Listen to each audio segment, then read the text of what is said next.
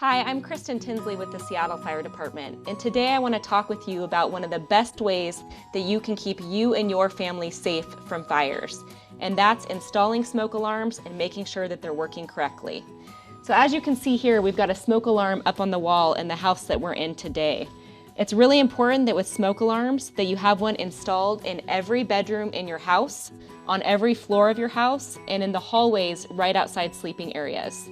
Smoke is the leading cause of death in house fires, and smoke is incredibly toxic, so they're very important for alerting your family members if they need to escape the home in case of a fire. Now, smoke alarms for testing, they should be tested every month. And the way to do this is to press the button on the smoke alarm, which I'm going to demonstrate now. Wait for it to chirp just like that, and now we know that this smoke alarm is working correctly. Now, the batteries in smoke alarms should often be changed out twice annually, and a good day to remember this is during daylight savings times. Sometimes smoke alarms will allow lithium batteries, and those last for 10 years. Smoke alarms don't last forever. They have to be replaced about every 10 years, and look at the manufacturing instructions when you get your smoke alarm. One way to check this is to take the smoke alarm off the wall or look at it before installing, and you can see the manufacturing date on the back.